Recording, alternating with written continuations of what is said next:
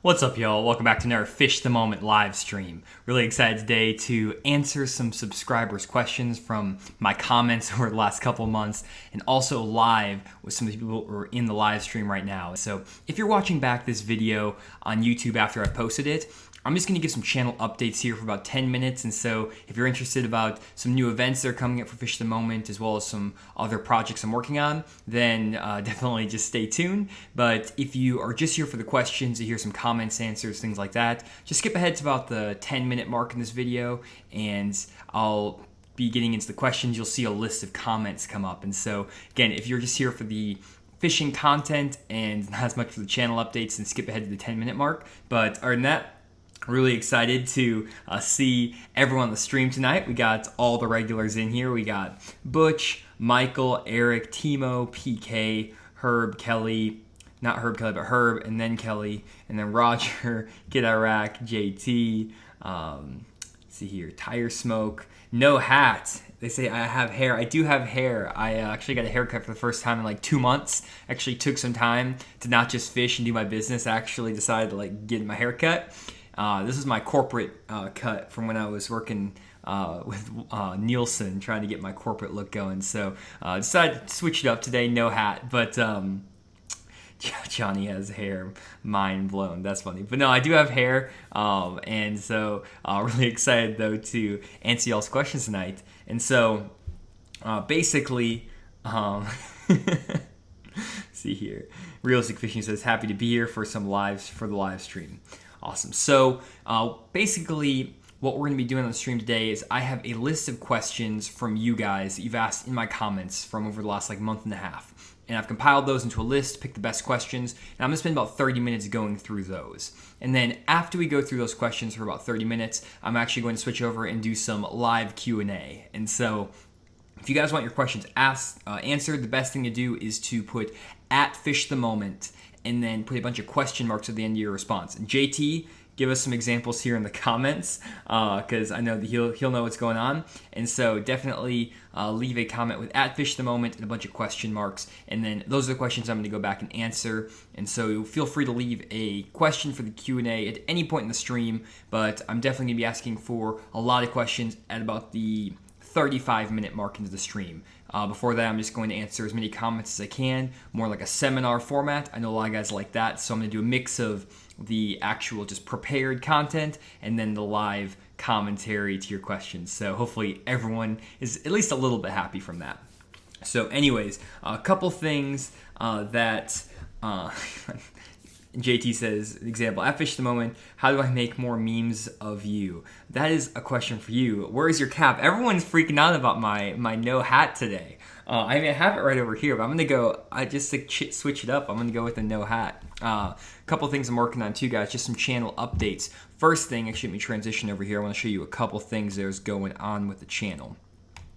So first thing I'm really excited about is that I'm actually going to be doing some merchandise. And if you've looked at my website before, this is just fishthemoment.com. I've got this merchandise tab, and it says merchandise coming soon. And it said coming soon since the first time I launched this website. And so one thing I'm working on right now is actually getting my logo completely redesigned, working with some brand marketers, and we're going to redo the logo, try to get something a little more sleek, a little more modern for my full-time business. And then what I'm going to do is start making some clothing, some hats, sun gloves, buffs, really nice sun shirts, all kinds of stuff for you guys, and I'll be selling that merchandise on my website. Trying to make some really cool, sleek designs that will look good, regardless of whether you know what Fish Moment is or not. I think Fish Moment's a really cool phrase, even just put on a shirt, so I'm excited to get that merch out to you guys.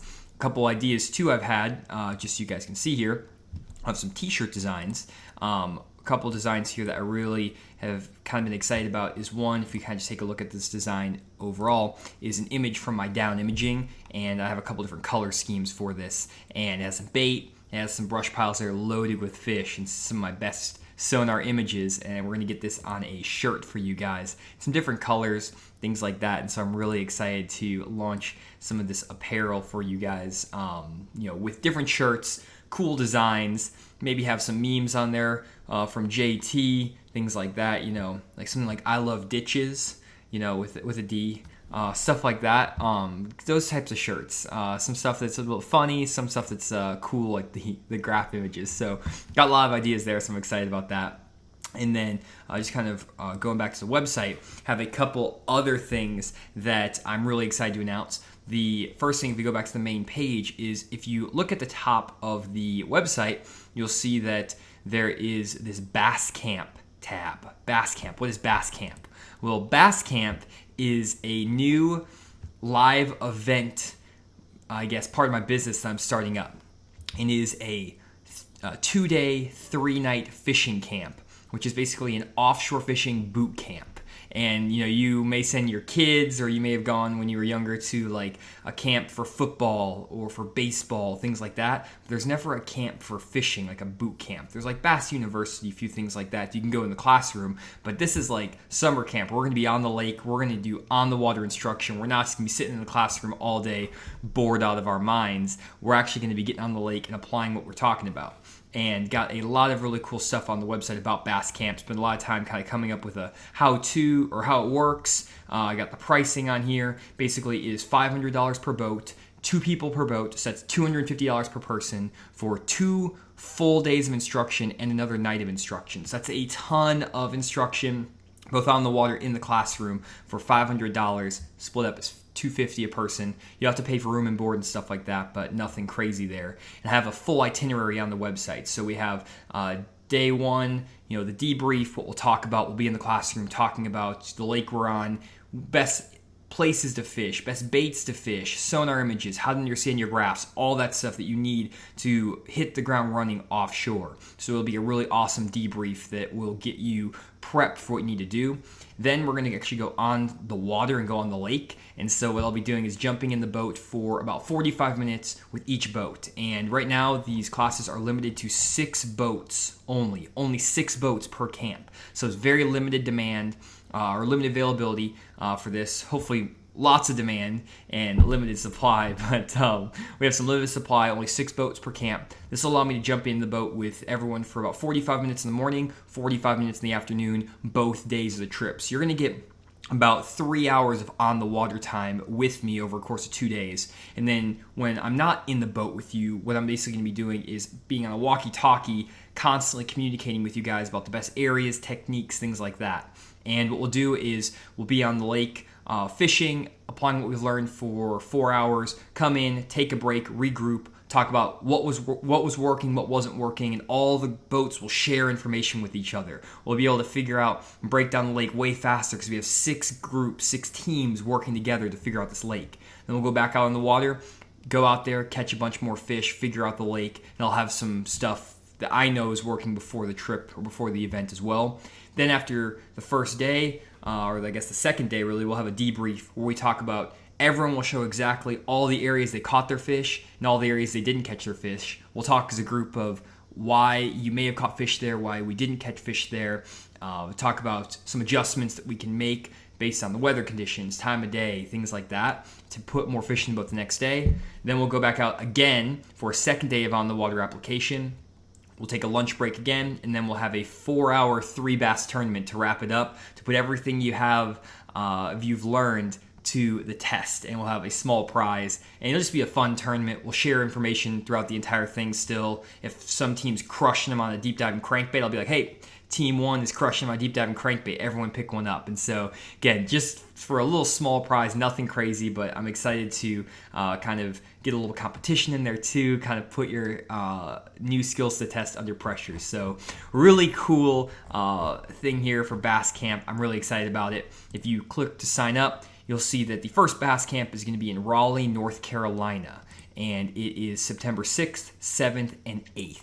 So it is just about 1 month away, September 6th, 7th, and 8th in Raleigh, North Carolina, and this is a Friday, Saturday, Sunday. So if you guys want to travel in from other states, North Carolina, other places like that, feel free to come in, stay the weekend in Raleigh. They have giant bass at Falls Lake, Sheeran Harris Lake, and Jordan Lake. And we're going to kind of decide the lake leading up to the week of the tournament. I'll be out there fishing the week before. We'll figure out which lake is the best. We'll head out there, and you have to bring your own boat for the thing. So you're bringing your own boat, and I'll be jumping in your boat with you, helping you set up your electronics, all kinds of stuff. And so Great value, a great way to really enhance and kind of take your offshore fishing and your fishing in general to the next level. So definitely check out the Fish the Moment Bass Camp. So that's something I'm super excited about, guys. And I'll be doing this in other parts of the country as well. I'll be doing it in Texas, Georgia, Tennessee, maybe go over to like Knoxville, Tennessee. I'll be doing it up in Wisconsin, New York, California. Obviously can't do it all in 1 year, but over the course of the next couple of years, I'll be doing this bass camp all around the country. And so first place is Raleigh, North Carolina, so definitely sign up if you're around that area or you want to drive in. So again, on the website, fishmoment.com for all that. So enough of all that. There will be an Arkansas one too. Yes, Brad, that'll be one. And so let's see here. And for the storing the boats, I saw Kid Iraq asked, where can I store my boat? One thing you might want to do is just pick up like a locker bar or something, and probably find a hotel. You'll have to find your own lodging, so maybe you can find Airbnb, stuff like that. I'm trying to figure out the best way to lodge that many boats. What we might try to do, if we can figure it out, is try to hire a security guard to sit out and watch the boats as well. Something we can look into for sure as the event comes up. Still haven't figured out all those logistics, so it's something that definitely I'm open to figuring out, and something that maybe we can all pitch in to pay, an extra $10 to hire a security guard for a night, or $20-$30 to keep our equipment safe. So we'll figure out that for sure as a team, but make sure you sign up, because again, 6 boats only for Bass Camp. And so definitely find less than what you can. So anyways, enough of all that. I got a bunch of other updates I wanted to get to, but those were the big ones. So I'll be doing another ones in upcoming live streams. So what I want to talk about now is actually your comments. And so what I'm going to do here is I'm going to hide this for just 1 second and pull up my list of all the comments that you guys had, because you guys had some great comments. And let's see here, pull this over. Okay, so we got a bunch of comments here, and I just kind of want to run through one by one all of these comments that people had.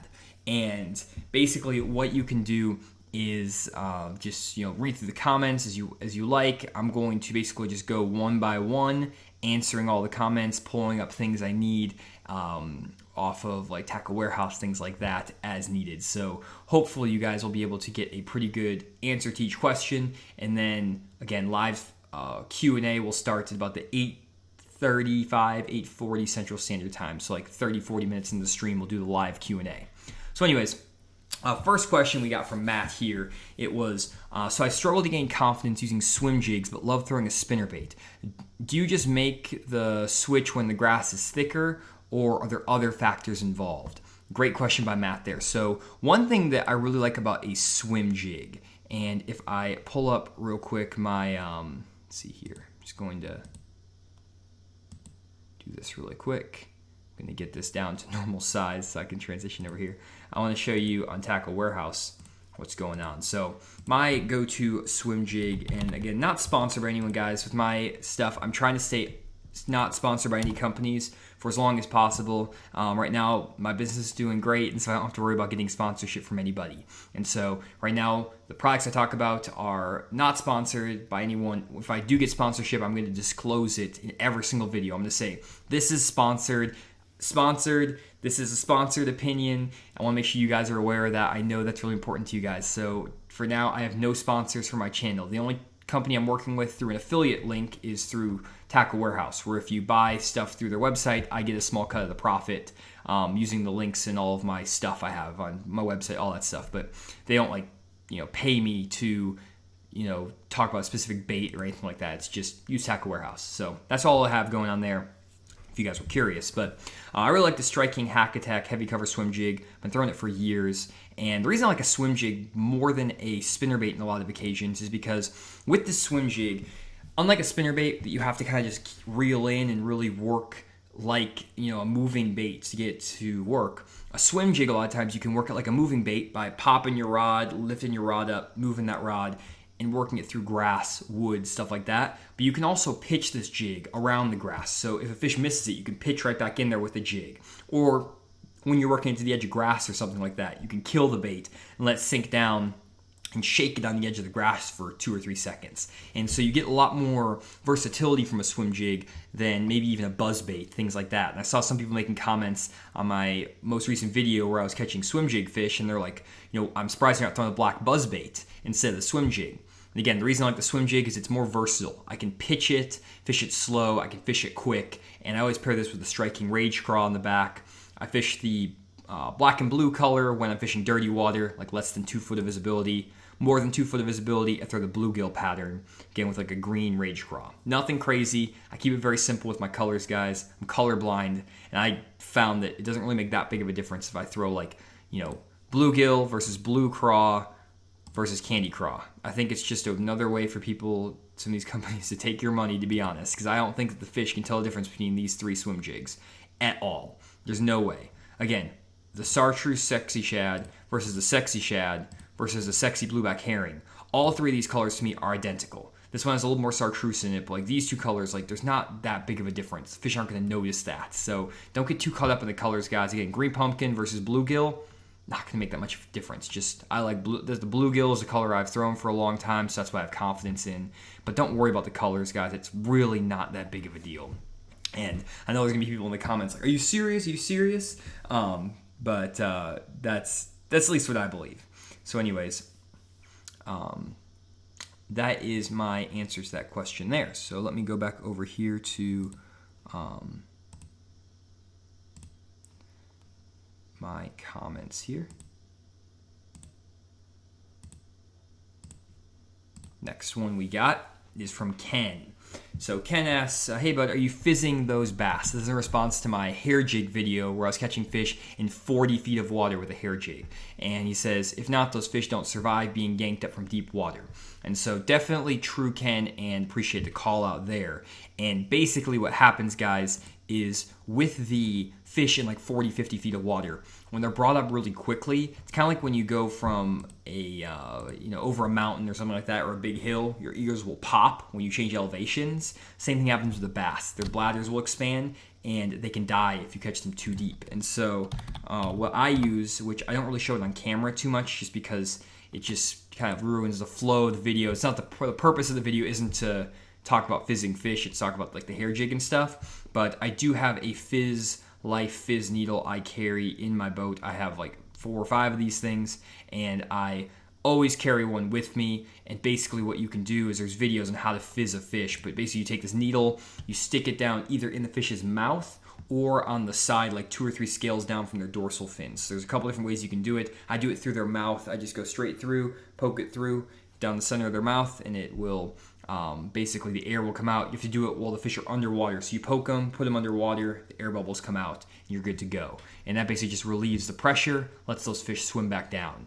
Normally though, when you catch fish like right off the bat, you catch them, you get it back in the water within like 15-20 seconds, normally it's not going to hurt them that bad. So in a lot of my videos, you'll see I pull a fish up out of really deep water, I show it to the camera for just a second, I put it back in the water as quick as possible, and those fish will usually survive. If I do have a fish that floats back up, I'll go over there, I'll fizz it, I'll let it back down. I haven't had any fish die on me this year from doing that. So pretty good way to get these fish back in the water safely. So if you are fishing in deeper than like 30 feet of water, catching fish offshore, definitely get a fizz needle, because just watch a video on how to do it. It will definitely save some fish for you, both in tournaments and also just for fun fishing if you want to just keep some fish alive, which is always a good thing. So let's see here. Going back over to this. Get our comments going. Next up, Ed. Matt's is asking, great video. This is again on the hair jig video. Have you tried a trailer hook on the hair jig for those short strikes? That's something I'd never thought about before for a hair jig, because normally that hair jig gets really caught up on the bottom and you'll snag a lot. And so I already lose enough hair jigs as it is. I don't want to keep losing more with like a treble hook on there, because then that's just really expensive. So I haven't before, but I could definitely see the thought behind that. And if I was fishing a spot that was very flat and didn't have any bottom, basically the hair jig, guys, is let me pull this back up, switching around here like crazy right now, but the hair jig I throw is the I think it's the prayer jig is the one. Yeah, the Cumberland prayer jig. I get the ones off Academy Sports is actually my go-to one. It's like $2.99 and it's a striper hair jig. These things are expensive, like $6 for a hair jig. Those are expensive. Also, thanks you guys for stocking out Tackle Warehouse. I appreciate that because these things have gone out of stock since I posted that video. So thank you guys. If you want more through the links, just go buy the Bleeding Zebra or the white thread. This white red thread, this one will work really well too, 1/2 ounce. So if you keep wanting to buy it, use the link in the description of this video. If you're going to go to Tackle Warehouse and buy a product, again, I get a small cut of those profits. But what you can do with this, I would think, is you could just put a little like treble hook, just a little like size 4 treble hook, a little rubber keeper. I'm sure that would actually work pretty well for the short striking, the smaller spotted bass. And the thing I have a little bit of a problem with that is if I'm reeling that thing up, you might snag some on the side, and I'm not big into snagging fish. And so maybe I might just go with like a single trail, like a single hook, rather than like a treble hook, just because I don't want to puncture the sides of those fish, especially when I'm fun fishing. If I was tournament fishing, I might do it just to put more fish in the boat, but because I'm fun fishing, it's not that big of a deal. So I'll just go with a single hook and also don't lose as many. But these fish will short strike this hair jig a lot. And so definitely throwing a trailer hook might not be a bad idea. I've had a few guys suggest that to me. So thank you for everyone who's kind of been suggesting that. Okay. Let's see here. Pull this up over here. Next question is from Royal Flukes. He says, do you typically find 8 spots or so before fishing a single one, or do you graph and find a spot and then immediately start fishing that spot, since the fish tend to move when you go to a new lake or move? And then he's asking, when you go to a new lake, since you probably won't have spots already found. So yeah, for sure, if you don't have spots already found and you're just trying to locate fish, kind of a couple different approaches you can take. And so let me pull up Navionics here real quick for you guys. One thing I used to do when I was trying to find fish offshore, let's say that we're going to, let's see here, someone's asking, said something about, something's confusing. Team people fishing. Hopefully there's not something super confusing.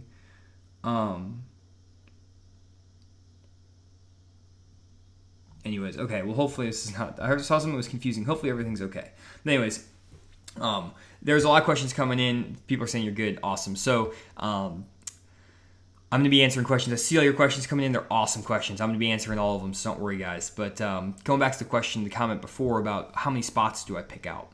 And one thing, like let's say I was going out here, it's like Lake Ouachita, for example, and I was trying to find spots. One thing I used to do when I was... actually, let's not use Lake Ouachita. Lake Ouachita is a bad contour line map. Let's go up to Greer's Ferry. So let's say I was going up to like this section of Greer's Ferry, and we're going in this big bay.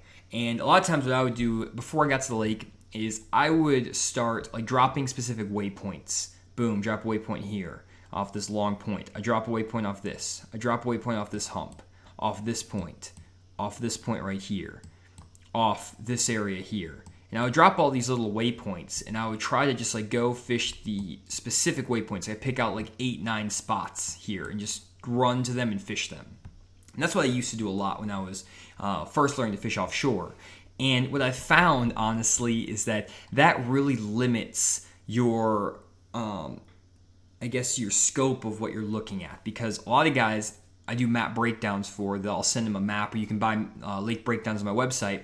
They'll always ask, can you send the exact GPS coordinates with your lake breakdowns? My map breakdowns, basically, I have like pins that I drop on specific spots on the lake. And people want to get the GPS coordinates so they can go straight to the spot and try to catch fish and cast like on the exact waypoint. Like I'll drop a waypoint like on this point right here. And they'll think that waypoint right there is where all the fish are going to be.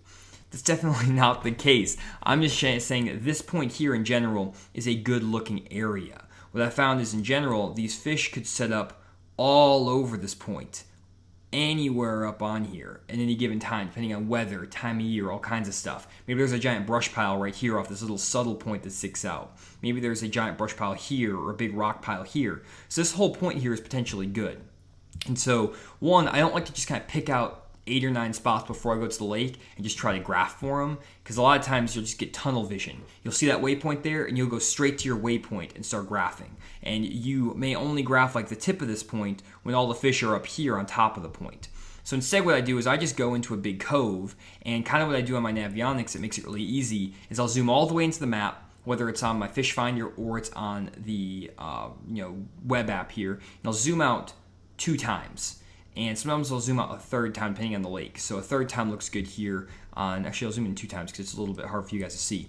So I'll zoom in 2 times. And what I'm looking for are all the places where I see thick black lines. So you have a thick black line here, a thick black line there, here, here, here, over here, all of this, right through here, right in there. You see these like thicker black lines. That's where the contour lines are very tight together and you have a sharper drop.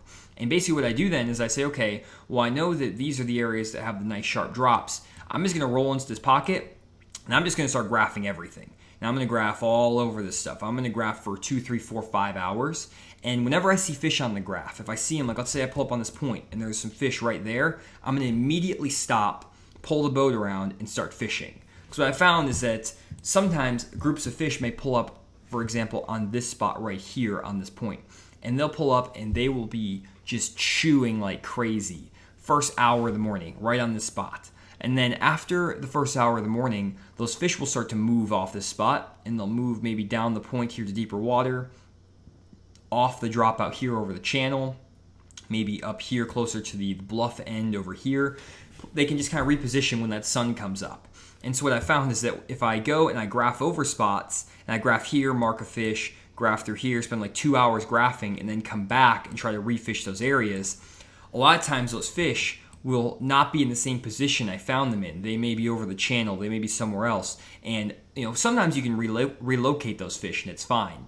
But a lot of times it's kind of hard to relocate them because they may scatter, they may spread out. So my process is I will graph over these fish. The second I see the fish, I'll mark a waypoint, I'll spin around, and I'll make 10 or 15 casts, see if I can get them to bite, throwing 2 or 3 different baits in there. If I don't get bit, I'll just keep graphing. I'll just keep checking. And I actually have a video coming out, guys, that you're going to love. And it's going to be called How to Stack the Odds in Your Favor When Fishing Offshore.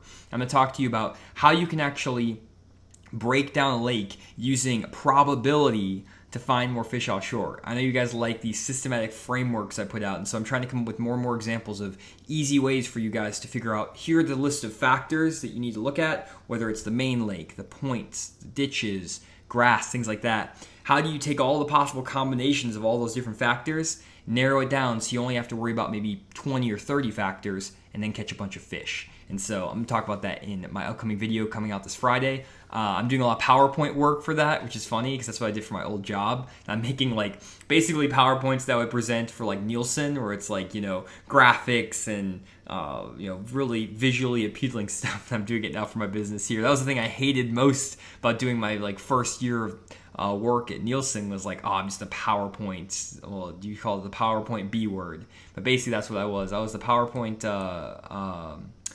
the intern. I wasn't an intern, I was the first year. You guys know what I'm trying to say. That was me, and now I'm doing it for my YouTube videos, which is funny. So skills always transfer. All the bad experiences you have are always meant for something. That's what people tell me, and I know you guys all know this. Most of you are a lot older than I am, so I'm not telling you guys anything you don't know. But anyways, let's see here. So that was kind of hopefully the answer to your question. I always fish these spots right when I find them, and also I make sure that I don't focus on picking a specific spot and trying to fish it. I look all around these points, everywhere. I graph all of this stuff because you just never know when you're going to stumble on the giant brush pile or a giant rock pile just randomly out here, and it's just loaded with fish. And so I'll graph everything. And if I think I found this creek, it takes me an hour and a half to graph all this stuff. If it sucks, then I'll run to 2-3 miles away, and I'll run to a new section of the lake down here, like in Cove Creek. Check out over here. If that sucks, then I'll run 4, 5, 6 miles up here and check this part of the lake. And I'll kind of change areas of the lake to see if the fish are in a different situation. Again, it'll kind of be covered in my next video I'm putting out. So other than that, I am already taking way too much time on all of this already. I might just start answering some questions here, kind of rapid fire here, guys, just because I am very long-winded apparently. Let's see here. Next question. Did you finish your MBA? I did finish my MBA. I finished my MBA in 2018, and so that was I basically finished it about a year ago. And so just so you guys know, I got my undergrad in economics and supply chain management, graduated from my undergrad in 2017. Then I went to an accelerated MBA program where I went straight from my undergrad into my MBA, did that. And while I was doing that, I was working like 30 to 40 hours a week at Nestle, doing supply chain work for them, for Walmart. Then after that, graduated from my MBA, started working at Nielsen, the TV ratings company, doing marketing for Walmart on their end, doing like digital measurements, media measurements, stuff like that. Kind of similar to some of the stuff I do for my business now. And then after that, I started doing this after a year of working at Nielsen. So basically, I retired from the corporate workforce after a year, and so that's a pretty good deal since I got to retire after only 1 year of service. So I'll take that. But I did finish my MBA about a year ago, a little bit more than a year ago now. Okay, let's see here. Do you have spot lock, and how is the best way to fish without it? I don't have spot lock. I want spot lock so bad. I do on-the-water fishing lessons with guys, and every single person has an Ultrex, like everybody. And I'm always so jealous because I get back to my boat, and like even my motor guide, the button's on the other side of the trolling motor. So like I'm so used now to using Ultrexes that I put my toe on the wrong side of the trolling motor pedal because I'm trying to use them in code and not a motor guide.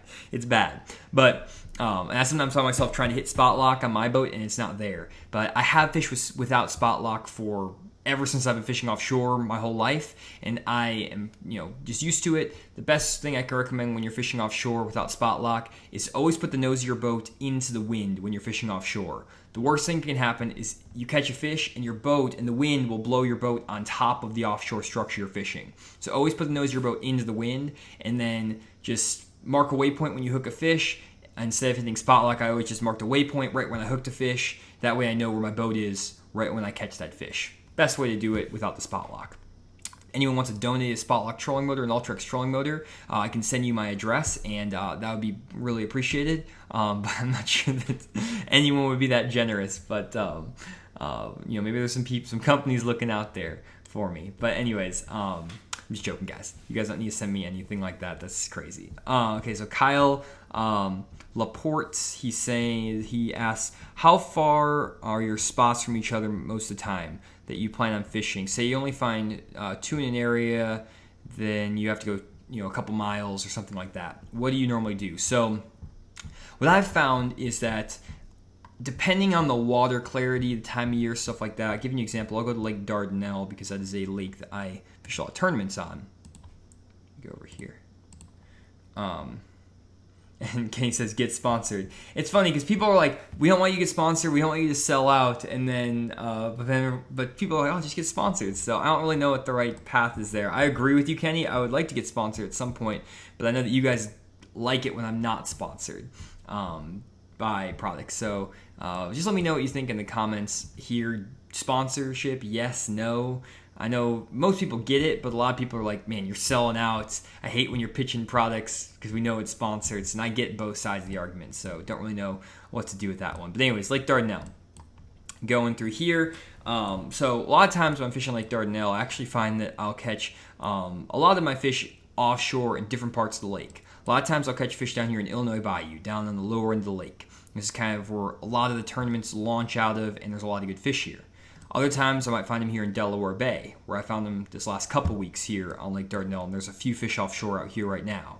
And then sometimes I might run all the way up here, like 4 or 5 miles up to Piney Bay and catch them here. Sometimes I might run all the way over here, like 10 miles to Shoal Bay. Sometimes I might run all the way up here and fish kind of like sandbar drops and stuff on the upper end of the river by Spadra.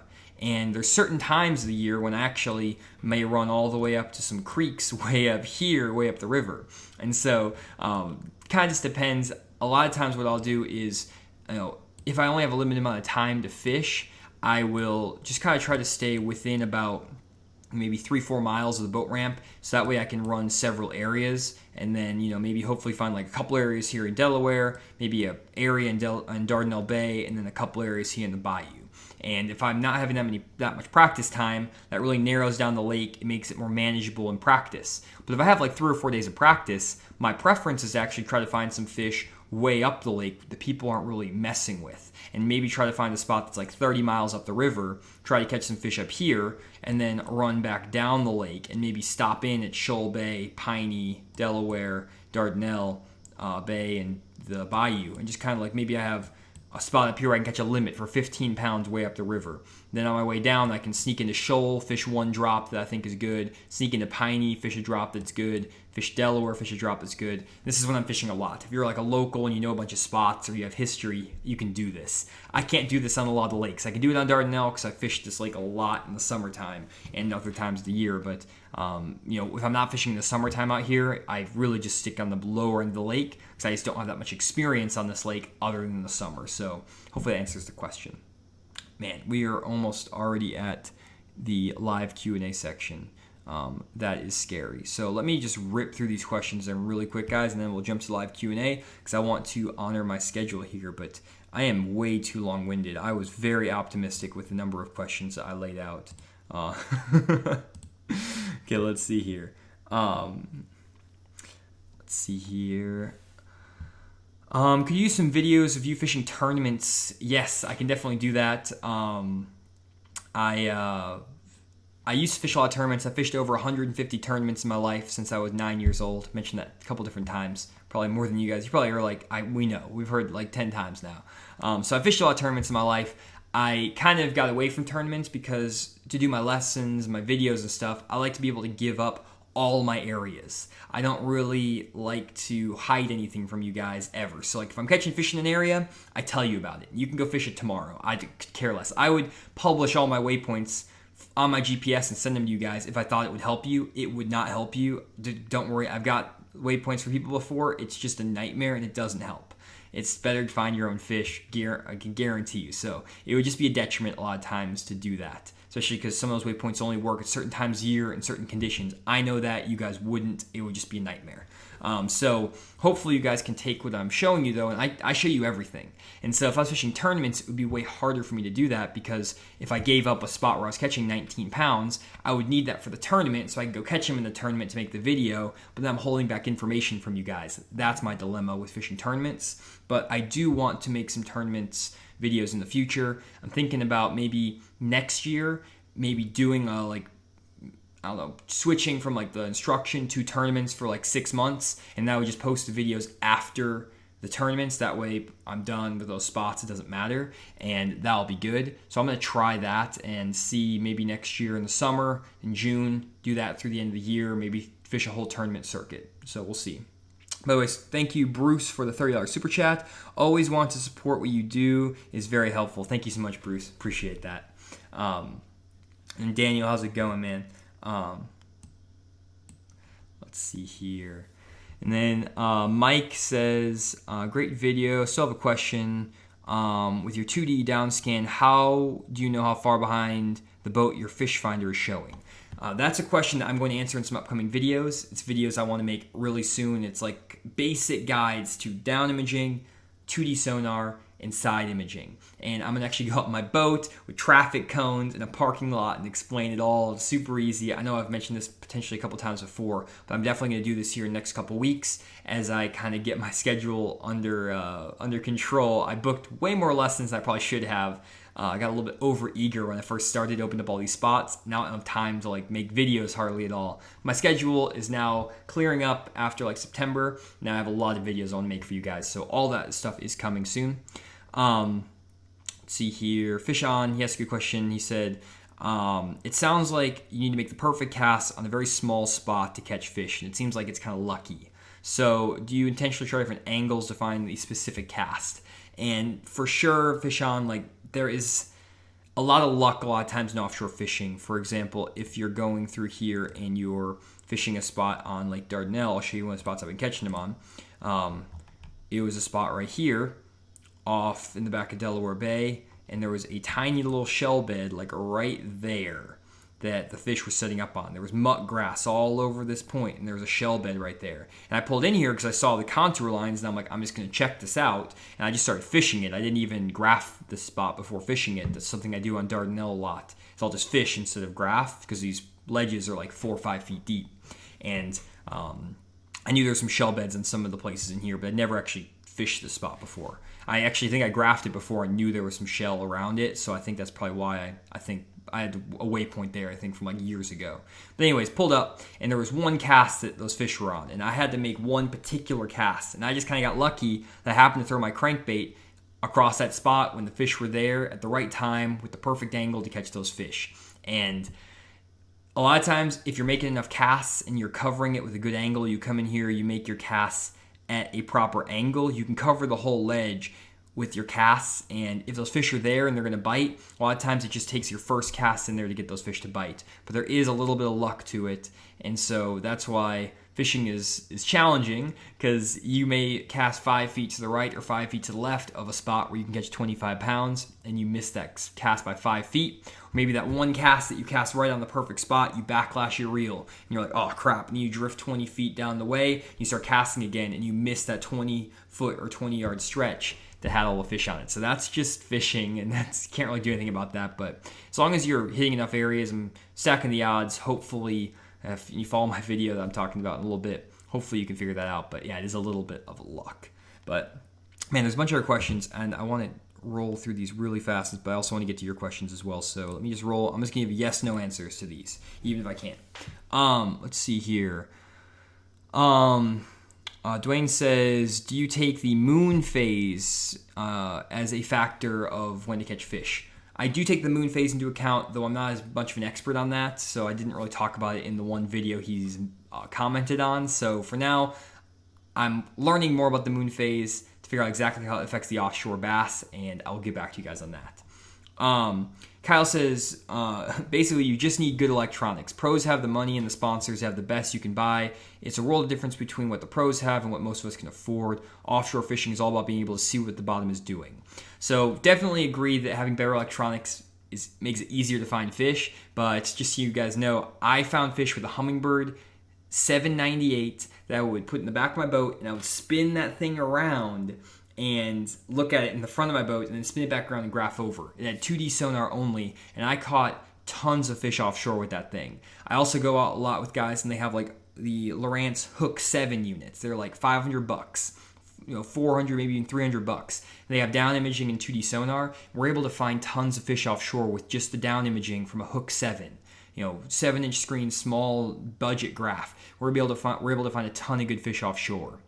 So you definitely don't need to have the most expensive graphs to find fish. If you know what you're looking for on the graph and you know how to use your tools, you can be really good. It's kind of like Tiger Woods. You can give Tiger Woods a 20-year-old knockoff driver, and he's going to hit the ball a lot further than you with the brand new tailor-made M37 driver that's supposed to hit the ball 30 yards farther every year, but your driver distance never goes up every year. But it says 30 feet. People who golf know what I'm talking about. It's all just marketing spin. And so it's kind of like that with fishing electronics. A lot of times there are graphs that are better, they're clearer, they give you a better image. But if you're good with your electronics, you can find fish with them, even if it's the budget electronics. I promise you, I guarantee you. My graphs are all like 7, 8, 9 years old, and I find plenty of fish offshore. I don't have the newest graphs by any means.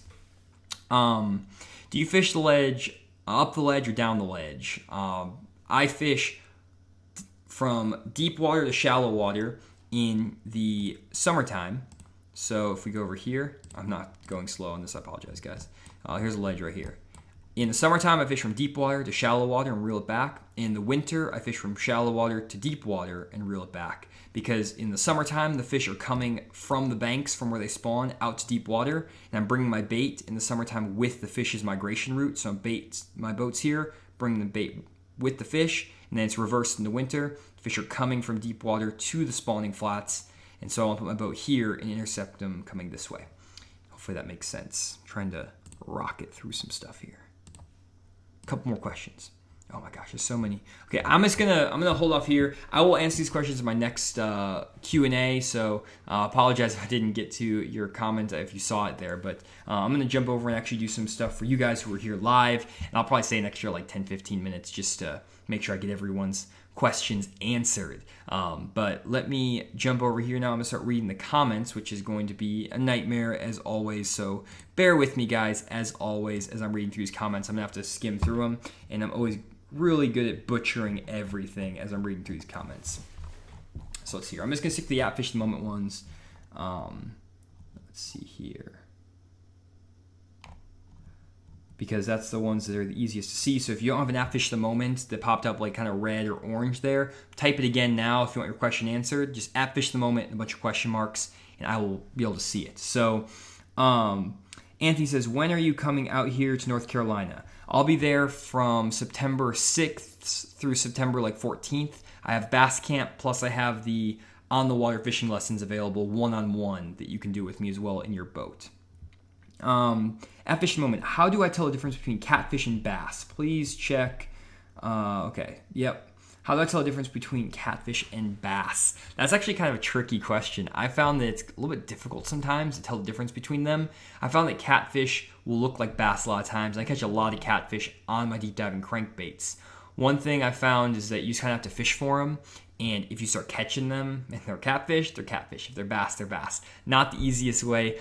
I catch enough catfish to know that I'm not good enough at telling you what the difference is between them, especially if they're just like little catfish. They're like, 10, 15, 20 inches long. A lot of times when you get those giant catfish, you'll see these giant dots on your screen, and they're like massive. And I wish I had a Sonar recording of it. I don't, unfortunately, or I would share that, but hopefully that makes sense. Do you ever use a swivel on your baits to tie the line to? I actually do use a swivel, Timo. A couple applications I use a swivel on. I don't use a swivel that often, but a couple things I always throw a swivel on is a flutter spoon or a regular jigging spoon, because these flutter spoons, basically, they will give your line ridiculous line twist. And like my flutter spoon I normally use, they don't have it here. They don't have the sexy spoon, striking sexy spoon. That's my normal go-to, but just like any of these will work. And basically, this one you can see actually comes with a swivel. This Ben Parker spoon comes with that little swivel on it, and that will reduce line twist, and that is huge. So I always use a little swivel when I'm using a jigging spoon. And then the other thing I don't use a swivel, but I use a snap on all my topwater baits. So if I'm using, like, let's say a popper, any of these poppers, whichever one.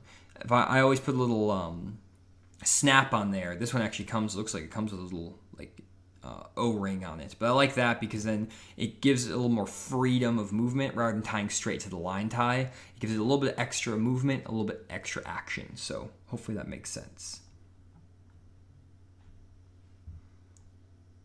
Let's see here. Okay, Kayak asks, fall is coming. Can we get a long sleeve with Fish the Moment down it? Yes, we can. Once I get my logo design, we are getting merch. People are saying ready to order now. I will have some long sleeve performance shirts, long sleeve t-shirts, like cotton shirts. I'm going to try to get some hoodies. Basically what I need you guys to do is when I make my first shipment of merchandise on the site, buy it all as quickly as possible. And then when you sell out all my inventory, when I sell it all out, I can reinvest that money back into more merch. I have like a certain amount of money I can invest into merchandise at the beginning for hats, and I'm getting like some cotton t-shirts. Just, a couple $1,000 drop into it. And then after that, I'm going to use that as like my seed money, and I'll be able to then make a ton of merch after you guys buy the merch. I'll take that money, reinvest it into the merch, not take any out. And that's how we'll be able to, the more merch you buy, basically, the more cool merch I'm going to bring out. I'm not going to take any of the money out of the merch. I'm just going to put it all into the merch. So there's more stuff, buffs, sun gloves, all kinds of stuff for you guys. Anyways, got Fish the Moment. Let's see here. Fish the Moment. Dale's asking, I have a 14-foot John boat. Would that work on a fish camp? For sure, Dale. No problem. That will work. JC, any strategies or tips for night fishing this time of year? Great question. Night fishing. I don't do a lot of night fishing, but a couple things that I know about night fishing. I don't do a lot of night fishing just because I'm always worried people are going to run into me and stuff, and also it's not good for filming, really. I haven't found a good way of filming at night. I want to get into it a little bit, but I need to find some infrared cameras or something. I don't really know what, or headlamps, or I don't know. Just a lot of extra equipment I have to buy, so I'm holding out on that for now. But one thing I know for sure is, over here on Lake Washita, a lot of guys catch a lot of fish on these deep clear lakes in the summer, on deep brush piles. That's how a lot of guys win tournaments in the night tournaments, and they'll win them by fishing on the edge of the sharpest drops you can find. So if you kind of go into like an area, you have a very, very sharp drop right here, goes from 20 feet down to 70 feet, and they'll put brush piles up on top of these. And these guys, they're good at night tournaments. They just plant lots of brush piles on these deep clear lakes and fish them with a like 12-inch black worm, just like a black power worm, or maybe a black Zoomal monster, just straight black. And the other thing that I love to throw is a black spinnerbait. Everyone knows that is a good night bait. And places that I like to throw that, if we're gonna go over to like back over like Dardanelle, places I really like to throw that are places where you have a really, really sharp drop. So like right up on top of like these drops where it's like let me find something. It's good, like right here. See how sharp this drop is? It goes from like 5 foot, 4 foot down to 27 foot. Right in here, I'll come up at night, and all these fish that are in this channel will push up on top of this ledge, up in 4, 5, 6 foot of water, and boom, crush them on a 3/4 ounce black single Colorado spinnerbait right there. Okay. Timo says, please talk about fishing when bass are on a ball of bait. Fish are 5 feet to 10 feet, are on the bottom at 5 to 10 feet. Or 5 feet to... Okay. Yeah, that makes sense. Okay, so yeah, let me pull something up real quick. I'm actually going to hide everything really quick. So you guys can... Just give me 1 second. I'm going to pull up some Sonar recordings. I didn't have these tuned up, so give me 1 second. That was my bad. Show you an example of what when these fish are on bait balls. Give me half a second. Right here. Okay, I got it now. So here's a Sonar recording of some fish that are on balls of bait. So if you look at this image right here, you have a ton of bait fish right here all over the screen. And these fish are anywhere from like up here, there's 1, 2, 3 dots here, there's 1, 2, 3, 4 dots right here, and these fish are chasing these bait balls. And what I found is when these fish are chasing bait balls, they're super, super keyed in on these bait balls. And to get these fish to eat, what you have to do is you have to put something in front of their face that's very erratic, that's moving up and down the water column quickly, otherwise they're not going to bite. And so the 2 baits I like to throw are a hair jig. I've made a video about that, and I caught these fish actually on a hair jig, ripping it up off the bottom, letting it fall back through them. And something erratic in their face is going to be what you need to do to get these fish to bite, because they're so keyed in on the live bait. The other thing you can throw is if these fish are really high in the water column, you can fish a wake bait, something on the surface. If they're within like 5, 6 feet of the surface, fish a wake bait or a big pop-R that will give a lot of commotion, and they'll come up and they'll eat it off the surface. You just need something with either a lot of commotion or a lot of erratic movement. It's also like a big flutter spoon, or maybe a swim bait where you reel it 5, 6 times and burn it 5 or 6 times and let it fall back down on maybe a pretty heavy head, a 3/4 ounce or a 1 ounce jig head. All good ways to get those fish to kind of fire. Just reeling a swim bait real slow through them or fishing like a drop shot on them is not going to get them to react because they're so keyed in on the bait. $5 super chat from Realistic Fishing. See here, could you even teach a cynical old man like me how to fish offshore? I'm finally getting out in the boat. Yes, I can definitely teach Realistic Fishing how to catch some fish. He has some great YouTube content, guys. Check him out. Thanks for the $5 super chat, Realistic Fishing. Check him out if you haven't seen his channel. I got a bunch of cynical old men on this stream right now, I'm pretty sure. I don't mean to, call you guys out, but you know who you are. You know who you are. Let's see here. Let's see.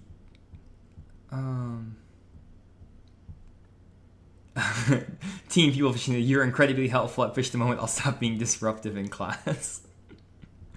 See, the reason I didn't wear the hat today is because, in the classroom, teachers aren't allowed to wear hats. Professors, I need to get my PhD just to be called, Professor Fish the Moment. I don't know what I'm talking about, guys. Anyways, Chris, he says, I have a tournament on the Ohio River in the BFL here within the next 3 weeks. I'm constantly looking for smallmouth. Seems to be better quality. How would you target these fish? Ohio River. Oof, that is a tough fishery. Basically, this time of year, one thing I'd be doing on like an Ohio River, places like that, is I would actually be going either places where you have the strongest current or as far in the backwater as you can. And so I'm not going to pull up the lake because it's just going to take a while, but I would fish the main river with the strongest current. That's where a smallmouth will get, just behind any corner of rocks and current breaks, stuff like that on the main river. Or go as far back in the creeks as you can, where you may have a little bit deeper water. You may go through like a creek that's 2-3 feet deep for a long time, and there'll be a hole in the back of the creek that's 4 or 5 feet deep. That's where a lot of those fish will get. That is a tough fishery, so just all I can say is best of luck out there. See here, PK says, can you explain why when I graph over a brush pile structure, I can see what is clearly, but when I stop over it stops? So basically what happens with that, PK, is that that's actually a feature of basically the down imaging. That's the way it works, unfortunately. So let me pull up some brush pile images. So here's some brush piles. So like this is probably what you're talking about. So you have this nice brush pile here that looks great. You can see it all clearly. You can see the limbs and everything on this brush pile great when you're moving at a couple miles an hour. And then when you stop moving, like look at this, you can see all the brush, the limbs, it looks great. But then when you stop moving, you can see that the brush pile kind of becomes all like, let's see, like this. See how it kind of comes all like, just kind of becomes mushy. You can actually see the fish in here, 1, 2, 3, 4, 5 fish. With down imaging, what happens basically is that you have to be moving at 2 to 4 miles an hour for the image to really come out clearly. And so a lot of guys will try to graph really slow or stop, and they think that they can get a good down image view, but you have, especially for side imaging and down imaging, you have to be moving at like 2 to 4 miles an hour to get that image to return clearly. That's why I don't recommend ever getting down imaging on the front graph of your boat. If you have a graph that's hooked up to your trolling motor on the front of your boat, just do 2D sonar and then maybe the live scope. You don't need to do down imaging, side imaging, because your boat's never moving fast enough most of the time when you're up front to really take advantage of the down imaging and the side imaging fully. You can still see fish on the down imaging, like you can see them right here on the graph, so they look fine. You can still catch them, but it's not like you're going to get that crystal clear image. So most of the time, the 2D sonar will give you just as good of an image here. So sorry for everyone who had the salesman tell them they need side imaging on their front graph. They are just trying to upsell you. I'm sorry about that. See here.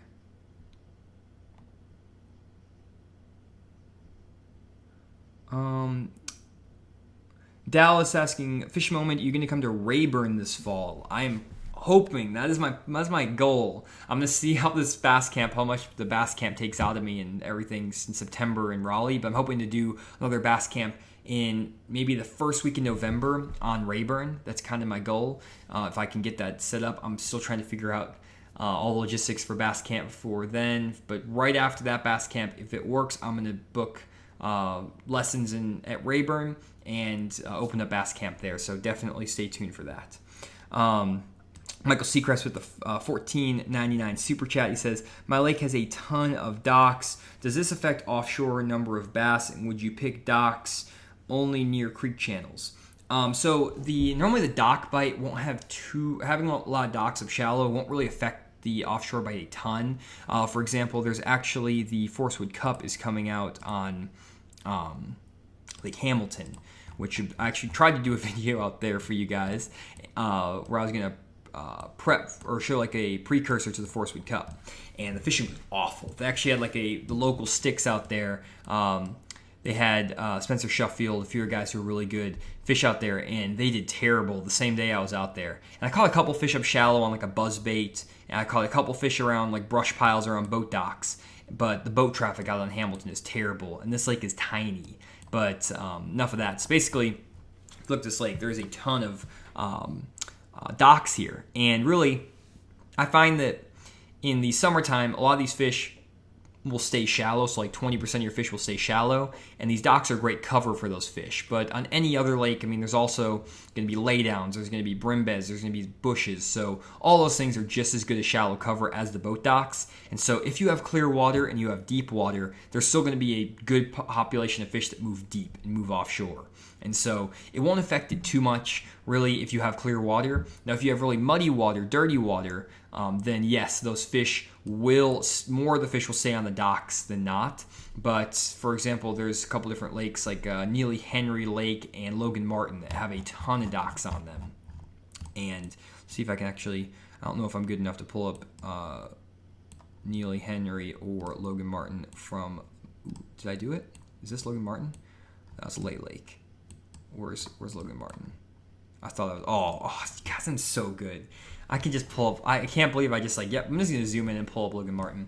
I feel like I know where too many lakes in this country are just from like a map. I can pull up a map and just like go straight to a lake like that. I feel like it's a skill, but I feel like it's the most useless skill in the whole world.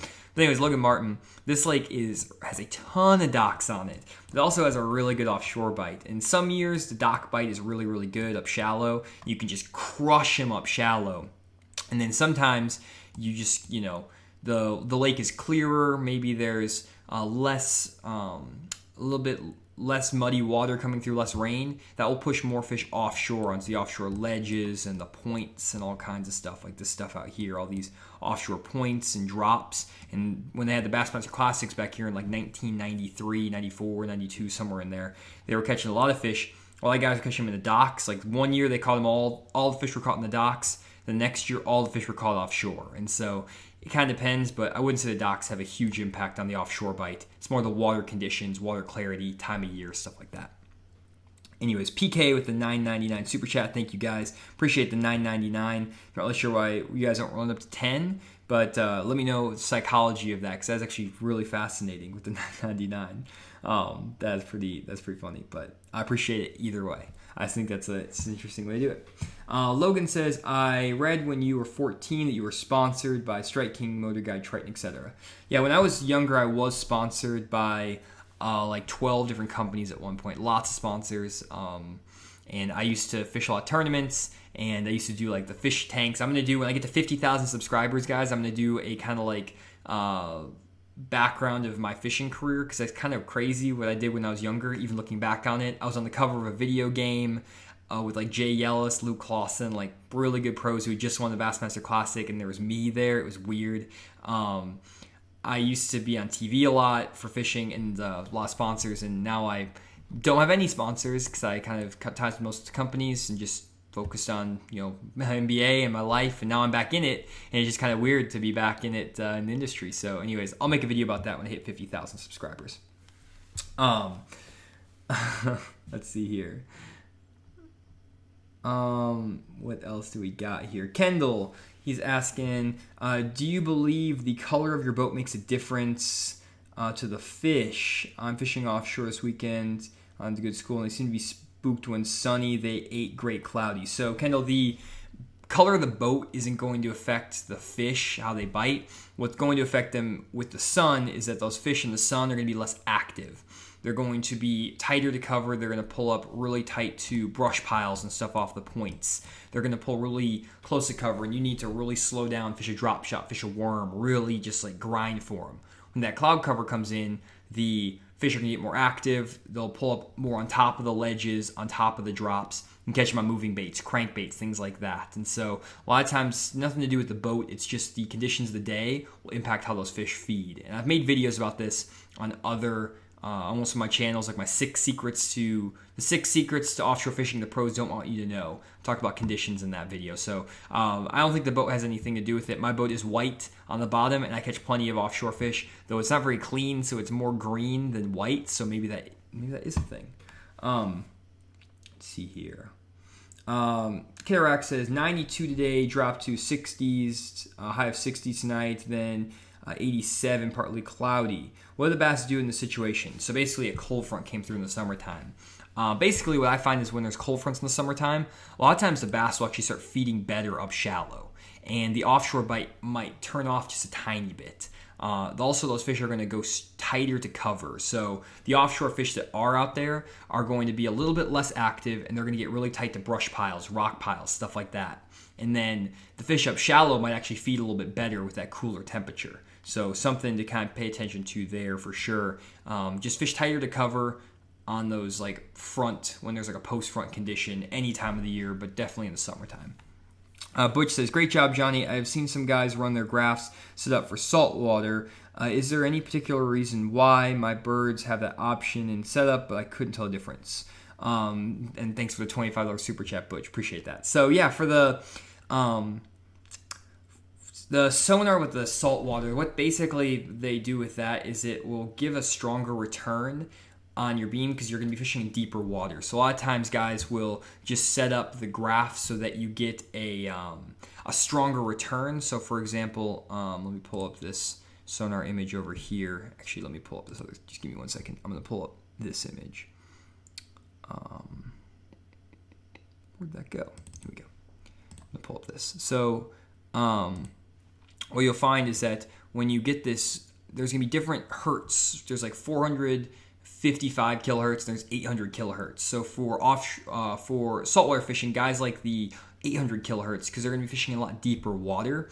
And what happens is basically when you switch from that 455 kilohertz beam to the 800 kilohertz frequency, it will make the graph way brighter. So you can see in here my screen went super bright, and then I will bring it down and it got super dark.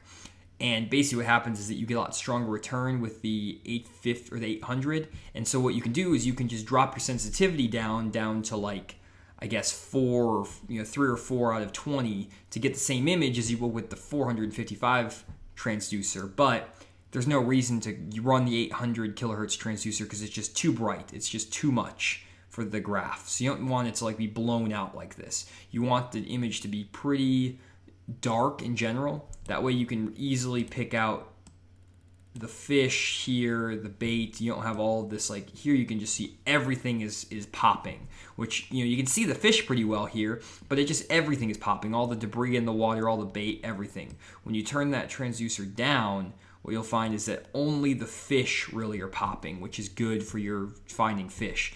The less your sensitivity is in your graph, the more the fish will pop, because everything else that's not a very hard object is going to basically disappear. It'll just turn black. And then the only thing that's going to be left is like your trees, kind of like even when you turn that sensitivity down, that tree will get a little more transparent. And then the fish, you can see them very clearly. Like this is the base of the tree, and then you have the fish right there. You can clearly distinguish them. There's also 2 fish in the top of this tree up here. You have the bait ball. Hope that makes sense. And again, thanks for the super chat. And then Kid Iraq, thank you for the $10 super chat as well. Really appreciate it. Let's see here.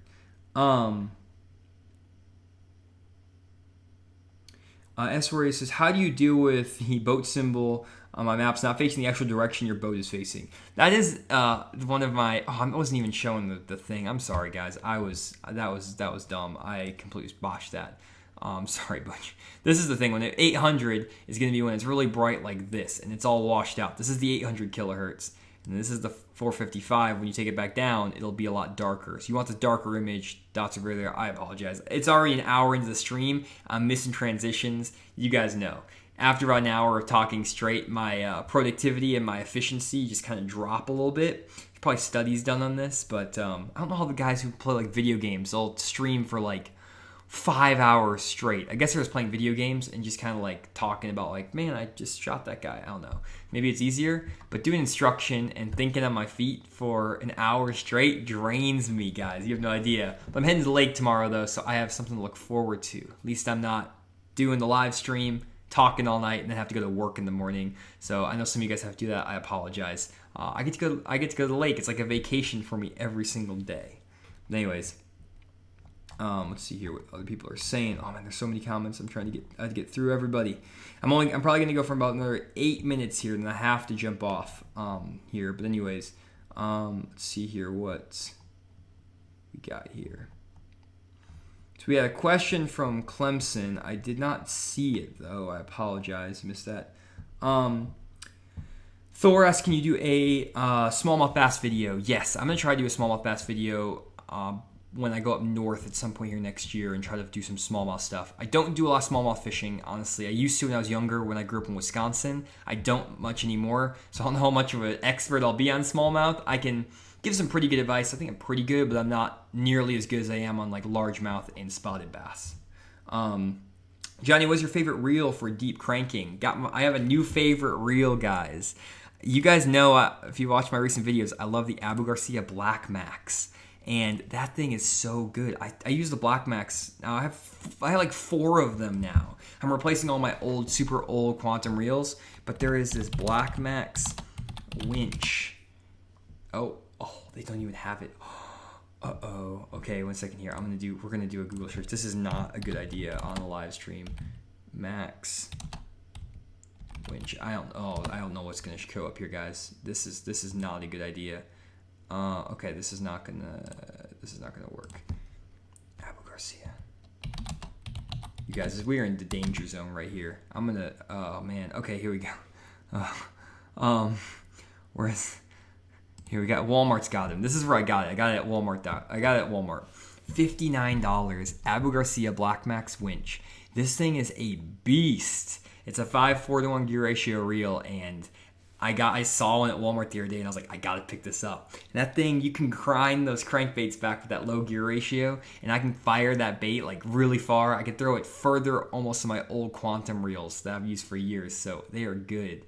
This Abu Garcia, it's $59, guys. You can't beat that. And my Abu Garcia Black Maxes, I've had for like 2 years now, almost a year and a half, and they all like stood the test of time. They all work super well. So let's get out of the danger zone, come back over here to the safe zone of Tackle Warehouse. Anyways, let's see here. Clemson says, if you go out before sunrise, do you always start with top water? And if so, at what point do you stop and go to something else? A lot of times when I fish before sunup, I do like to fish top water a lot of times. And I'll only do that for the first like hour of the morning. And then after the first hour, I'll transition out, and maybe like hour and a half, if there's like some fog or some like low, like I guess cloud cover, that morning bite will be extended. But a lot of times if those fish aren't biting after like the first hour, if I see I go like 20-30 minutes without getting a bite, I'll stop, I'll abandon it, and I'll start fishing my normal baits. But a top water is really good in the morning. Buzz baits, your shallow grass, top water is over the top of deep main lake points when you're fishing deep clear lakes. A lot of times those fish in the first hour of the morning will come up and crush it over like 50-60 feet of water even. Let's see here. We got JT. All this talk about merch, and he says, insert shut up and take my money meme. Let's see here. And I know, right? Okay. And do you have any tips for fishing offshore in a kayak? That was like the thumbnail of this video, and I never got to it. I never even got to that question. So fishing offshore in a kayak. I actually have done several one-on-one video lessons with guys on my website. You can just go over here to the fishing lessons, and if you guys want to, you can book a one-on-one video lesson with me. And I can break down your lake using Navionics. I'll use Sonar recordings. I'll use all kinds of stuff, Google Earth, to break down your lake with you for an hour. Talk about everything you need to know. I got a reviews page up that people are really nice to send me reviews. I'm trying to figure out how you guys can like actually insert your reviews, and there's literally no good way with this website to do it. I've paid for stuff to try to get comments to work and then cancel because it was terrible. I've tried a lot of stuff to try to get comments, so these guys have been nice enough to just send me after my lessons testimonials. So that's where these are coming from. I'm not forging these, I promise, guys. You can ask in the comments. There's guys who've done lessons with me even in here, so they can vouch for me, I promise. But they're good lessons. But what you can do is sign up here, and I do some kayak lessons as well, where guys talk about fishing kayaks. And basically what I've found is that the only real difference between fishing in a boat versus a kayak offshore is just the amount of ground you can cover. So like if we're here on Logan Martin, for example, you may not be able to cover like I can, like 5, 6, 7 miles of a lake and run around like crazy running through here. But what you can do is you can pick one section of the lake and fish it very thoroughly, which a lot of times actually goes to your benefit, because a lot of times I have a tendency to run around too much, and so it can be to your advantage. And so one thing I would recommend if you're a kayaker is if you're on a day where there's not that much wind and you have some sort of boat where you can paddle pretty quickly, you have like a good Hobie you can paddle, or you have like even an electric motor, is to try to just kind of just paddle around or graph around just like I would in my boat. Just take your graph. A lot of guys have like small fish finders on their graph around offshore and look using your fish finder. And a lot of times if you're just staying within like a 100 to 200 yard radius, it's not too bad to just paddle around offshore around here. And then the other thing you can do a lot of times, I recommend to guys, is go on days when there's good wind and actually just get downwind from an area and work your way offshore with the wind, kind of floating over these offshore spots using the wind to power you. Then what you can do is, it's a little bit harder, but you can paddle back into the wind, and then even if it's just like a 3, 4, 5 mile an hour wind, but that's what you want to do anyways in your kayak, is you want to get into the wind to fish these offshore areas, and then you can graph over with the wind, makes it easier to go quicker, and then fish into the wind all of the offshore areas you found. And you won't be able to really stop and fish areas as much like I recommended earlier in the stream, but that's just kind of one of the difficulties of kayak fishing offshore. But I had some guys who caught some toads off of my one-on-one lessons where I talk about fishing kayaks offshore, and they catch good ones. So it's definitely not impossible. It's stuff that you can do. If you want more information, I can go in a lot more detail in a one-on-one lesson if you guys want to sign up for that. But anyways, let's see here. Bruce Clayton's asking, are you using Reefmaster Sonar on your computer to study these? Yes, I am using Reefmaster. That is the only software that works with my Onyx files. See here. Team says a t-shirt. You can call me Dr. Fish in the Moment. Professor Fish in the Moment shirt. There's so many shirts that are going to be made, guys. You have no idea. Once I start getting this merch going, I'm going to probably have to get some people to help me with it, but we're going to get some shirts out. We're going to get some good shirts, some good hats. We got some fishing memes. I have big plans for Fish at the Moment. You guys would be shocked probably to know all the stuff I have going on up here about this. I have a 10-year plan for this. So there's a lot of stuff I want to do, and I'm very excited about all of it. I'm such a business nerd. You have no idea, guys. I love figuring out my business model. Yesterday I spent figuring out all of my taxes and my goals for the month with all the different revenue streams. That stuff is so exciting to me, which most people are that's so boring, but to me I'm oh, this is it. I'm loving it. This is what I do for fun. So I guess I'm doing the right thing. But anyways, let's see here. Jamie, will you be coming to Brookville, Indiana for a fish camp? I might try to go to somewhere in the Midwest kind of the area. Indiana, well, it's not really Midwest, but Indiana region, somewhere around there, Ohio, Indiana, somewhere there. And so you may have to travel a little bit. I don't know exactly where I'm going to do the camps exactly, but I'm going to try to hit a lot of the different regions of the country. So hopefully if you're within a 2 to 4 hour drive, you can drive there for the weekend, stay the night in a hotel, and do the camp. So hopefully you guys will be able to do that. And then I'm going to do last question. Oh no. I hate to do that.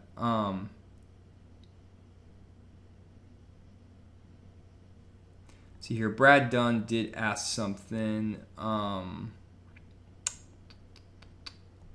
He asked something, and I was seeing that he said that he thought he had to pay to get a question answered. You do not have to pay to get questions answered, guys. That is definitely not the case. Brad Dunn says, I'm getting ignored and feelings badly hurt. I'm sorry, Brad. Let's see here. What do we have here, Brad? I'm not seeing your comment. It's just there's so many comments, guys. I apologize if I'm not getting to everybody's. There is so much going on.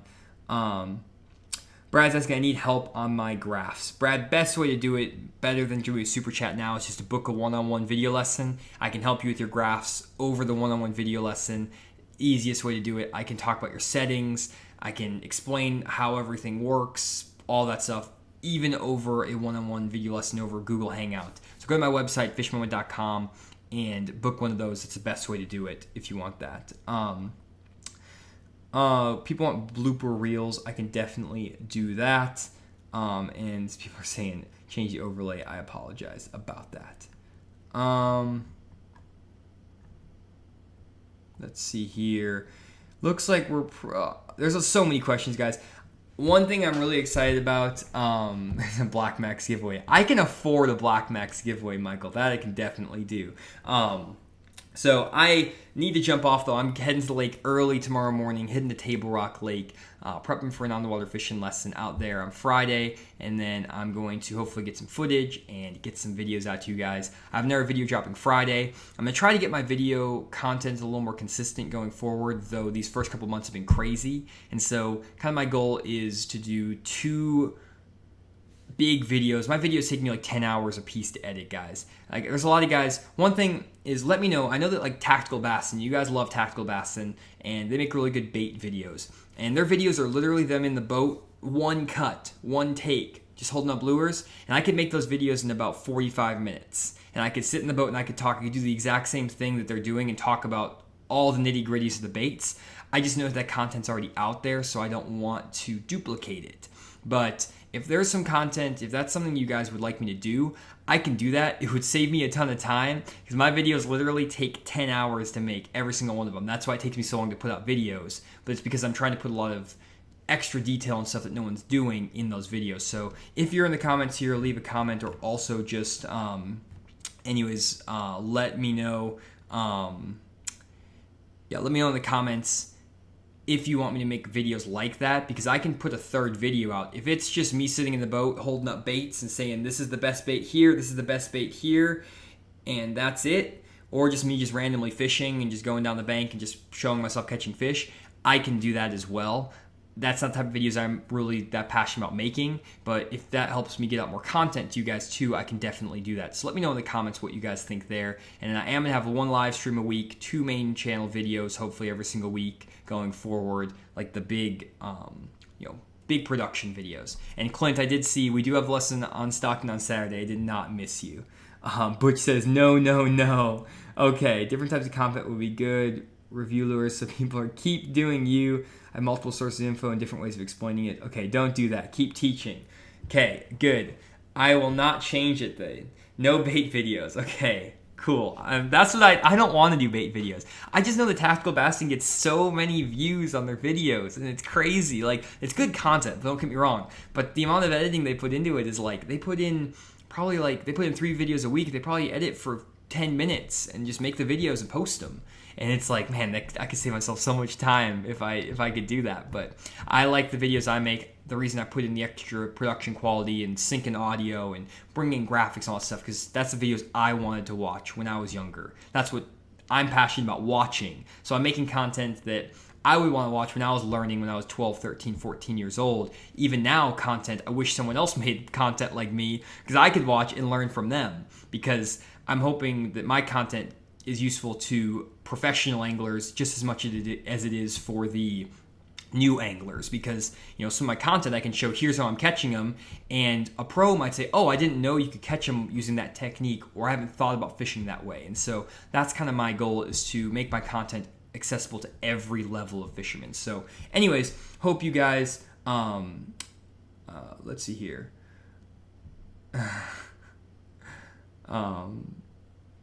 Yeah, everyone's saying no bait videos. Okay, that's good. So anyways, hope you guys, people are saying they've been around forever, so that's good. So thank you guys for checking out the live stream. I need to jump off here. 333 people on. Thank you guys for joining in. I don't know what happened last week. The last week's stream was like dead, but this week's stream is good, and I'm going to be back next week. I'm going to be doing a recap of how I caught my fish in the week, just like I always do. Next week, I'm basically going to go through all my Sonar recordings, my exact spots on Navionics, how I caught them, all that stuff, as I usually do. That's going to be my new format for the live stream. And I'll also be doing another Q&A live stream coming up here in next couple weeks. I'll try to do a Q&A once a month. I'll try to do a Sonar-specific live stream once a month, and then 2 live streams where I just talk about how I caught my fish. Hopefully that is a good format going forward. Seems like you guys like it. So anyways, again, if you guys are in the Raleigh, North Carolina area, please go sign up for Bass Camp. I need to fill up these spots. If I don't fill up the spots,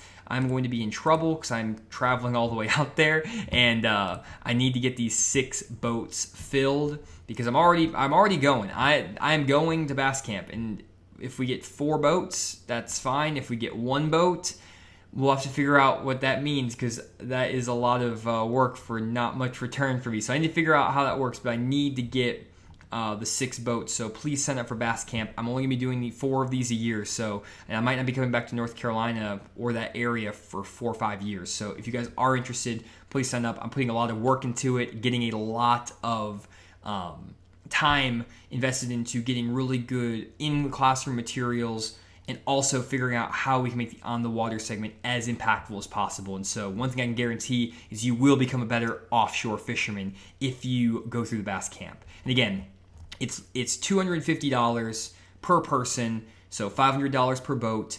You get 2 full days of instruction on the water and 3 nights of instruction. So you're basically getting, over the course of that time, you're getting 12 hours in the classroom plus 24 hours on the water instruction. 36 hours in total of instruction for basically $500, $250 per person. So I think it's a really good deal, and try to keep the pricing affordable for everybody so you don't have to worry about breaking the bank to learn to fish offshore. So definitely check that out, and who knows, maybe you guys are going to sign up way faster than I'm expecting even, and we might run out of spots pretty quick, but I'll keep pitching it in other streams. This has been a really long outro, so anyways, hope y'all enjoyed the stream, and I'll see y'all next week, 8 p.m. Central Standard Time on Tuesday as always. See y'all next week.